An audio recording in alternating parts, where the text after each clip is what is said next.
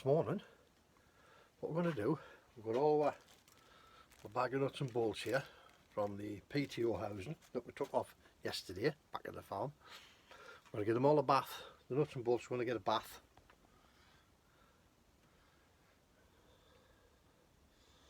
We're going to give them a quick wash down with some diesel, get them dried off a little bit, and then we're going to wire brush them all, get them cleaned up, get them put into our clean box here, so that they're ready for when we need them when we're starting rebuild. Okie dokie. Right, let's get. They've all had a wire brush, all come up nice and clean. I haven't wire brushed the ones on the right so much because obviously they come from inside and were covered in or buried in oil anyway, so they just needed a bit of a bath and clean. The external ones needed all the heads wire brushing and that, and the threads cleaning. We're 3 washers short off that. The 3 washers that's in the centre there are not the correct washers for those bolts, so we need to replace 3 washers. Right, we'll carry on. We'll get the suction tube done, and that will do it. So why are we going to replace this gearbox? Primarily, look here, half the teeth's missing off this one. The one that it meshes into down here, got a lot of damage on that as well. What causes that? Over enthusiasm by the operator, who simply leans on the gear stick and keeps grinding it until it fits in, and it's worn that away. This, you see the front edge, this one's worn off as well. There's another one down here that I would suspect the gearbox has suffered years of abuse, but we'll get sorted out. This high-low selector shaft is seized either in here or in here. You can see the statement. I've got a feeling somewhere in its life this tractor spent some time on its side in a ditch. When we took the main frames off the engine, we found that on the left hand side the main frames were full of mud and junk and rubbish, and the right hand side was relatively clean, which would indicate it's been lying on its side somewhere. But anyway, this is the old gearbox, so we're going to take this to bits first, and we're going to work on the principles of we'll learn with dismantling this one, and then we will dismantle the replacement box and check. Right, all the bearings and everything seem good in this, but we'll dismantle it. We'll find out. We'll find out what's going on with it. You see, somebody's been in here with a hammer and chisel again. God, I wish they would take chisels off people. So we're gonna. That's a 1 11/16 nut. It's a left-hand thread. It's the end of the pinion shaft. If we turn the crown wheel, you see that turns through the gearbox. I've got a socket coming for that. We'll strip all the bearings out. There's shims in the header here between the bearings and the Haugens to set your distances in here. There's also shims in the back of here and the bearings which control the pinion and crown wheel relationship. We're going to center punch on the caps here and here. I'm going to put 1 on the left hand side, 2 on the right hand side, because apparently these caps are matched to the casting. If you break and damage these caps, you have to replace the rear casting as well as the caps. I'm going to take a wild guess and say if these got damaged, you could probably, I don't know what, there's obviously a thread in here because these are threaded in to create the distances on the plate, on the bearings in there. But to be honest with you. You know, it doesn't, although I'm looking a bit grotty and dirty and rusty, those bearings don't look bad. All this will clean up, all the crap will come off here. Just looking in there, I think we've got a bit of stone debris going on in there, but that might have been me moving the gearbox around back on the farm. Okay. We'll get some lubrication put onto this shaft and see if we can free this shaft up before we start stripping it.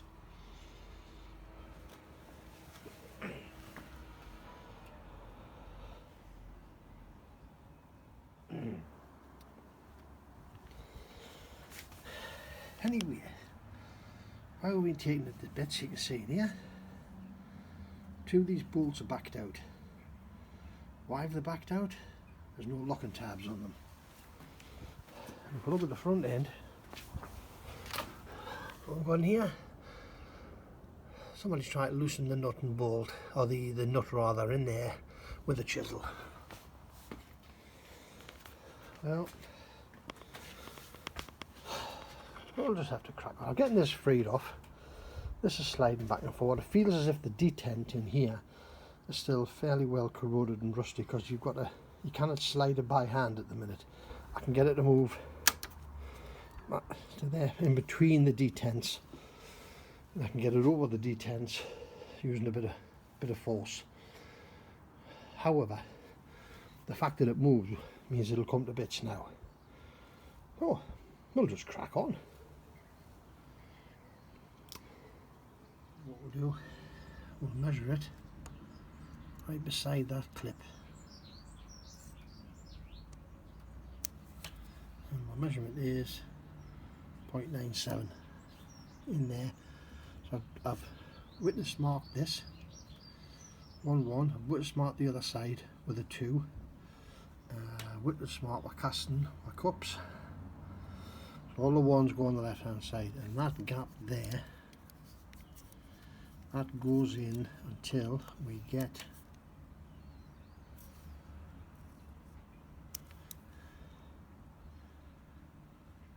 .13. Let's just have a clean up.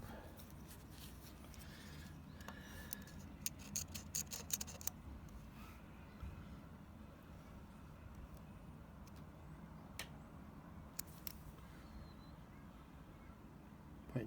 That's in the same place, right next to the clip.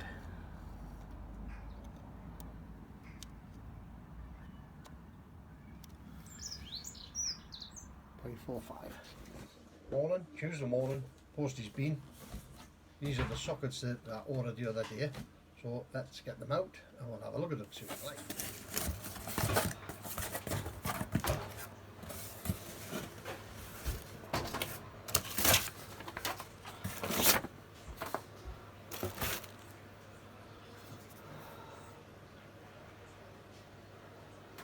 This is the socket that we need to get the large nut off the front of the gearbox instead of using a chisel. And I bought these ones as well because the 1/2-inch drive, this one's 3/4 drive.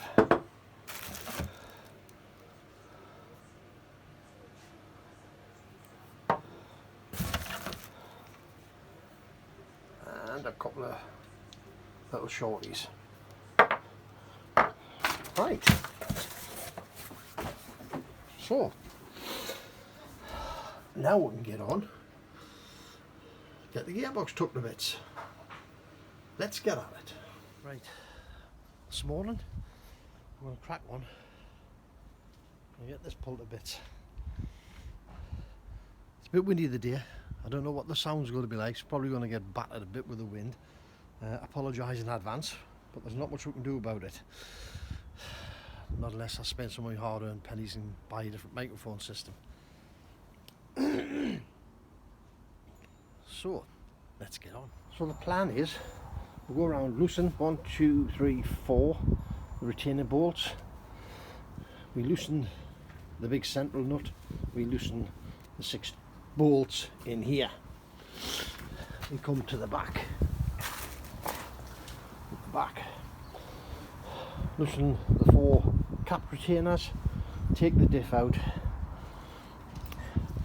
and funny enough with the diff out it's going to be a lot lighter, and then we start and work our way forward with the front end. As I say, apologise in advance for the sound, for the wind. I haven't got a clue what it's going to end up like, but we'll see.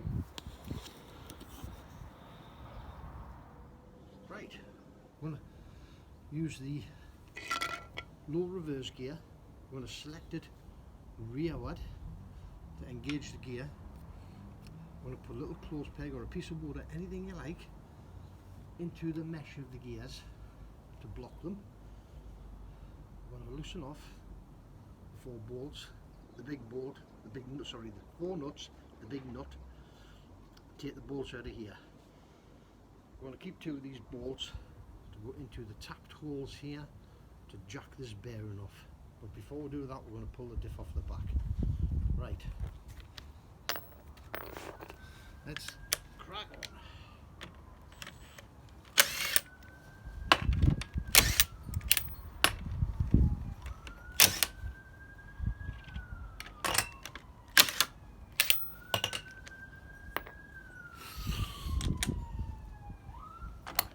Remember, this is left-hand thread.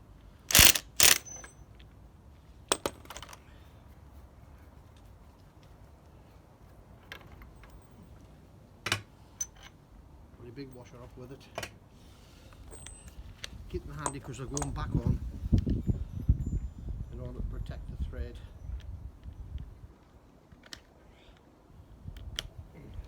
Right.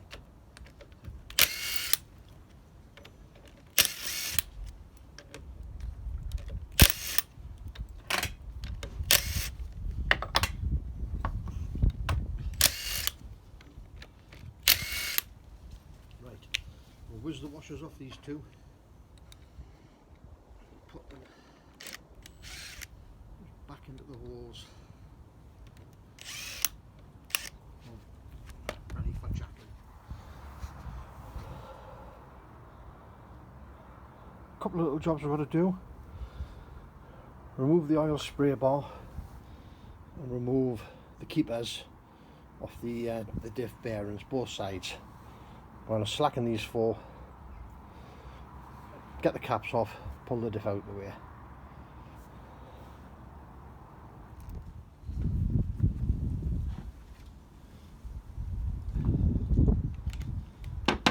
Right, 7/16.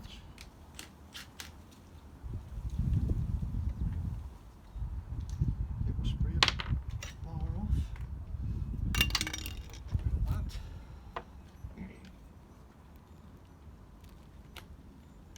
Inch. And the 2 keepers off.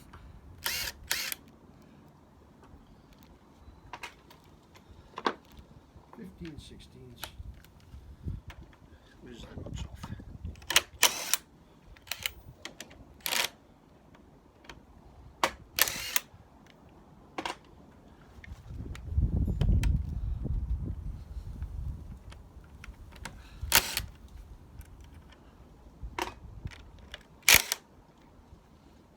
I did open all the lock tabs up previously because I realised you wouldn't want watchers tapping them off.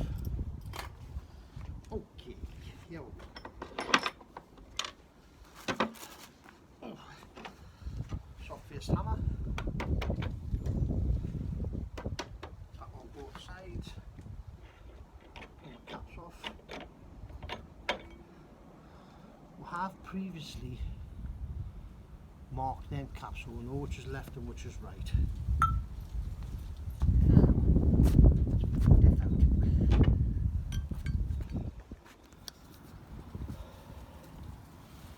There's my diff out. Let's have a quick look. Remember we noticed these 2 bolts had backed out. Well, when I lifted it there, this plate, this part of the diff didn't seem very secure. If we look, this bolt here, look at this. This entire plate, this entire part of the diff is loose. It hasn't been put back together properly at all. Don't understand why you would go this deep into a repair or a restoration, whatever happened to this tractor, and not do the job properly. I just really bet the threads in there's damaged now. Okay, let's crack on. We'll get that front plate off now. We'll get the front plate took off. Get the shafts pulled out and the gears out. We'll pull the bearing carrier out now. I'm going to jack these bolts in, pop the bearing carrier out. While we're doing that, this shaft we're going to bump backwards lightly to stop it being pulled out. We're going to get, there's a tapered bearing in here, I'll get the tapered bearing off this shaft. Hammer. Okay, let's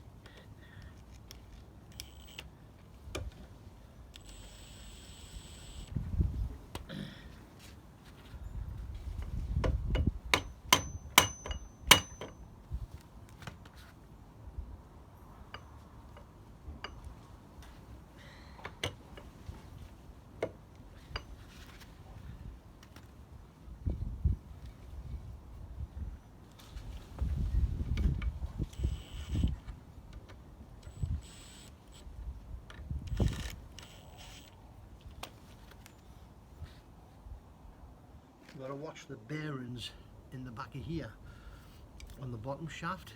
Make sure the bearings don't come out of the outer race at the back end.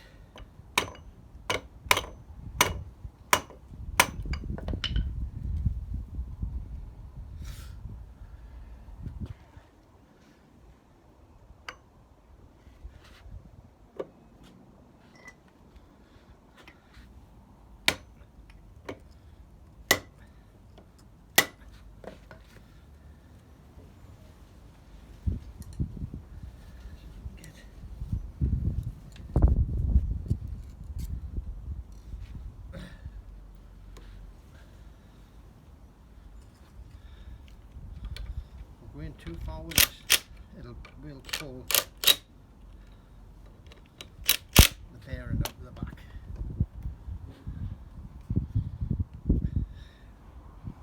Right on.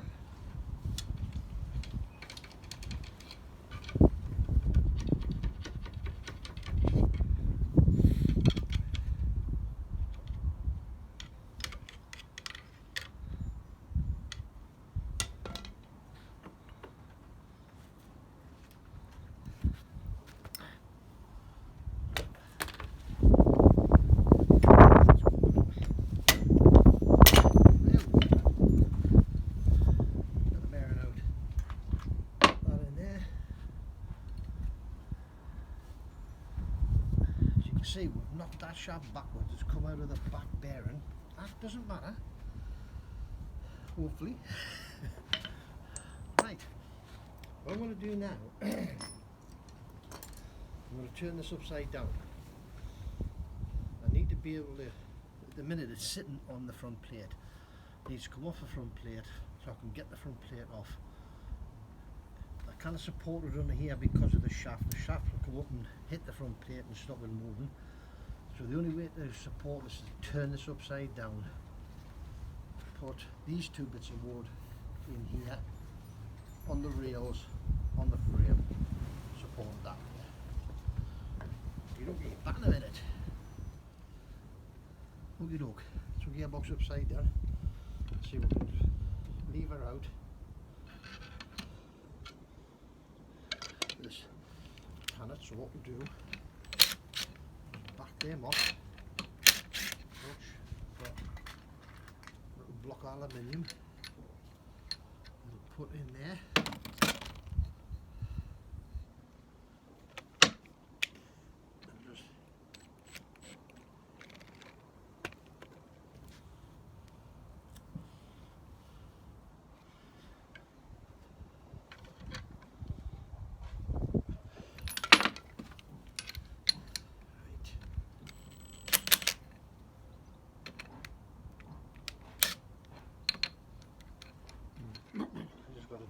out nice and easy, nice and evenly.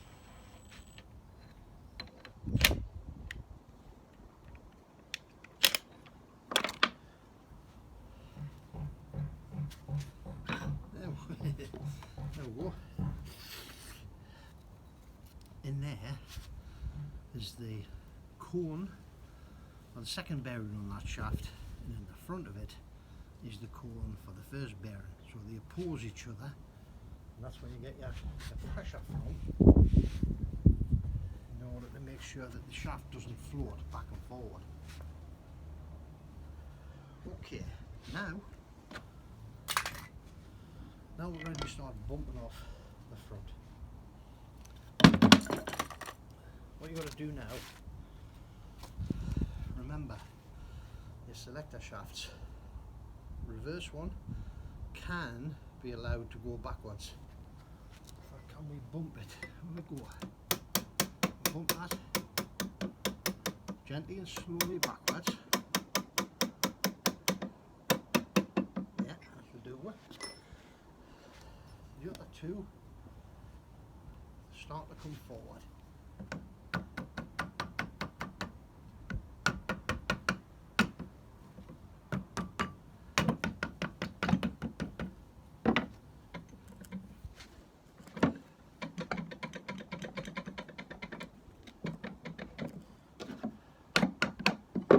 Can we pull the layer shaft out? There we go. That out. This is a high-low shaft. Ooh, as you can see, where are those bearings definitely seen better days. The outer race for this one is still in the casting, but we'll get it out. Don't feel too good. As I say, that's one of the reasons why we're changing this box. As I say, someone's just leant on the gear stick and kept it going till it that bearing's solid, doesn't even turn. That must have been turning in the Haugen. Right, crack on, so go. Oh, if this is the first time you've ever took gearbox to bits like this, take lots of still images with things in place like that, the way they came out. It will help you when you come to reassemble, because things can be put in the wrong directions. Okay, so what we're doing now, tap the plate forward, the 1, 2, 3 reverse selectors, you allow the 1, 2 selector to come forward with the casting. The low reverse, the low reverse selector, you try and keep pushed back. What you want the low reverse selector to come out of the casting to allow the interlock to come sideways, which will allow the second rail to come out of the casting. The reverse one is on its own. Let's see if we can just possibly tap that.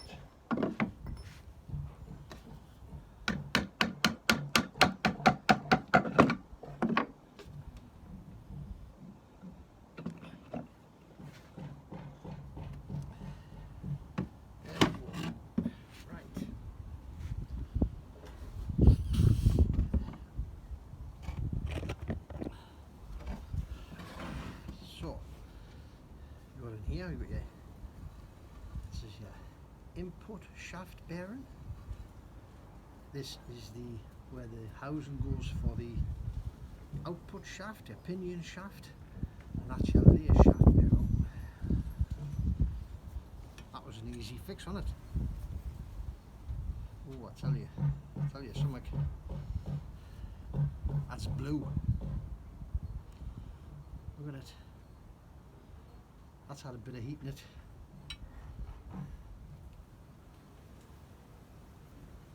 That's had a bit of heat in it.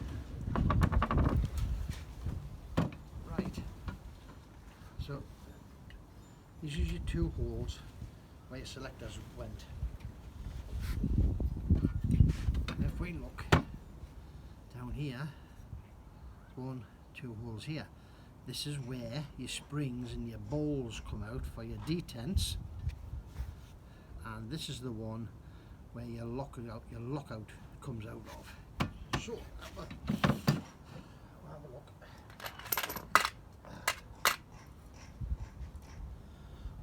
I bent myself a little bit of wire with a hook on it to go down at the holes and fish out the springs.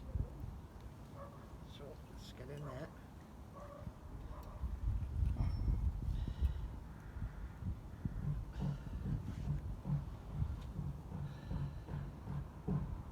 Okay, don't lose them. Don't lose your little balls. Even though mine, where's mine? This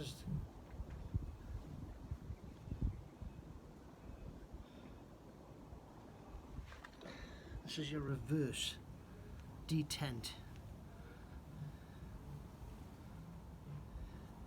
and it sits in the spring. That's right. So let's fiddle about here and we'll get the ball out. A little ball, that's 2 of those for your 1, 2, 3 reverse selectors along the springs. Right. Pop this to one side. Now we're going to withdraw the pinion shaft. So we'll very carefully pop that back into there. What I did there was I brought the bearing through the rear, through the outer race and the rear housing into here. We're going to now pull out the 2 selectors from here. Very carefully we're going to pick up the shaft. It is quite heavy. I'm going to pick up the shaft and bring it forward.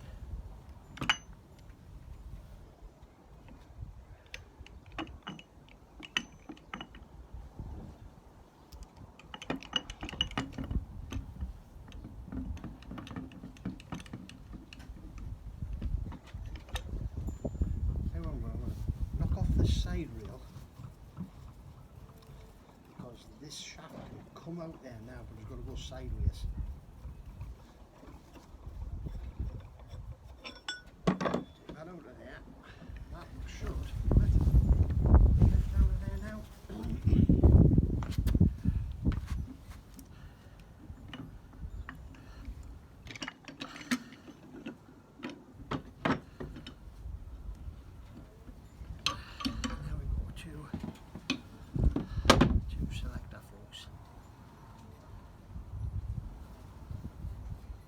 Don't look that bad actually. That's got a bit of wear on it, that one. But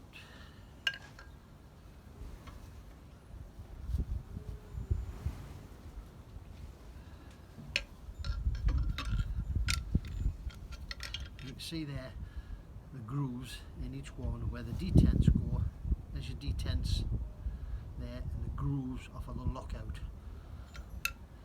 So when they're opposite, like that, the lockout sits in the middle. When they move to select a gear, this shaft will push the lockout into that divot and stop that one from moving.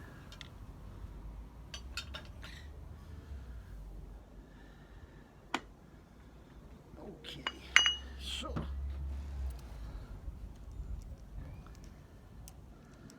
that's the second taper roller bearing I was telling you about at the front that forms the V that way in order to put the pressure, because there's nothing at the back to keep it in place.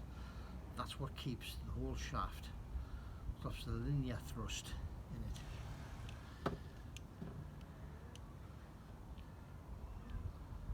Those bearings have seen better days. Absolutely have. Again, take loads of still images of this so you know which way your gears fit on and which rotation they're in, so we can go back together. Right, we want the reverse selector out now, and to take the reverse selector out we need to take this side clip off here.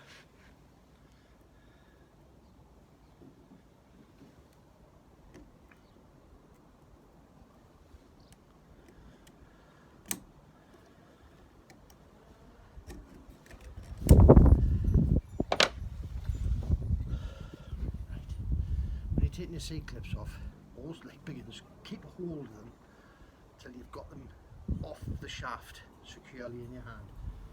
If they ping off the end of your pliers, they go, they fly. So now we're going to pop the selector out with the reverse gear on.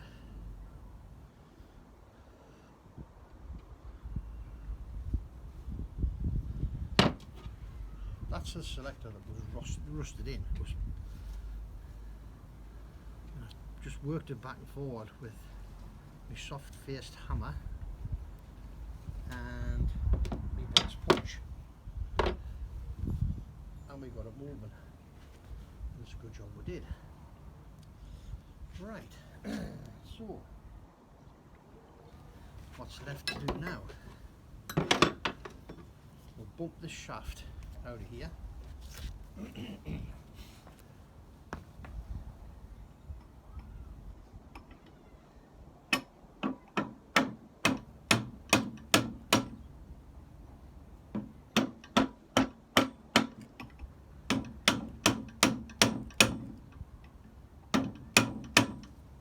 There, people.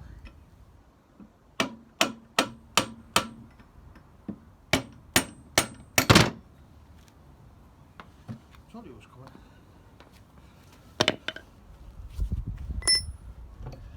Right. Surprise, surprise. Okay. In between the bearing and that gear is supposed to be a big washer.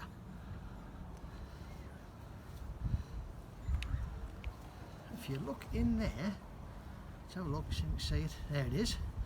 See that pin that's in there? That is supposed to be located in a hole in a big washer. So, somewhere along the line, somebody's had this, all the bits, and they don't even bother to put all the bits back in when they put them back together. Right, so what we've got an empty Haugen with the exception of one outer race. We take the nut and bolt off, take the washers off, knock the outer race out.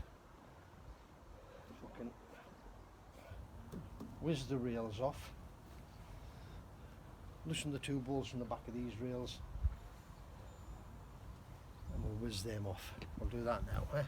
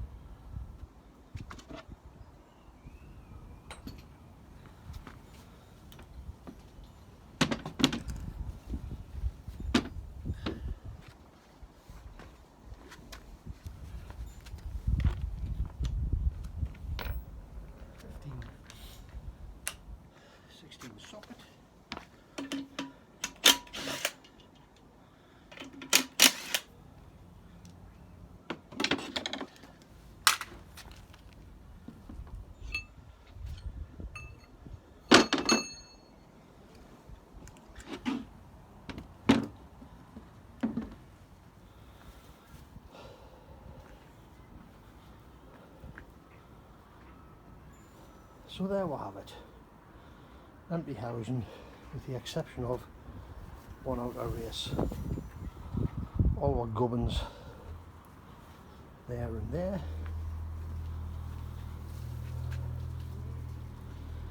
And I think we'll call it a day there.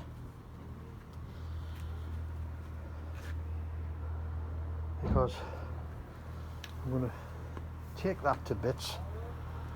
I'm going to order a puller for the bearings. We'll get the bearings pulled off. I'm taking this down to every single last nut and bolt. As you see, I know it's the spare gearbox, but if we have a look at this, there'll be bits here that somebody else might can use. We need to know what's good and what's bad.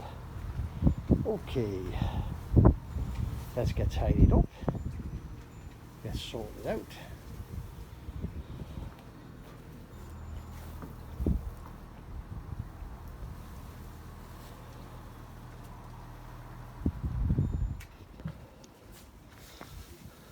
Right, I've just reassembled the keepers and the caps because I wanted to have a look. Remember the two bolts that had backed out? This is the face that backed out onto, and you can just see here it's took the paint. Well, it's marked with the paint, but it hasn't damaged the casting. Now when we get the nuts, the bolts out of the differential, we'll be able to check and see if it's damaged the threads. We'll see. But that was an important one, because if that had been damaged, that casting is junk. It goes in the bin after that. Right, let's move on. Little comparison. Little chisel that size on eBay probably cost you £8. A nut, 1/8 UNF, left hand thread, £35. Combined, £43 in it for that. Socket, minus the adapter's mine, but the socket, £22. With the socket, you get the ability to put the nut back on. With the chisel, you only get the ability to take the nut off. Right, well that's it for today. We're going to wrap it up there because the video is getting long and I don't want to be boring you with extra long videos. What I'm going to do, we will take the diff to bits, we will take the bearings off the shaft, we will get it all cleaned up and we'll have a look to see what we've got. But that's it for today. Thanks for visiting. We'll see you again on the next one. Thanks very much now. Bye.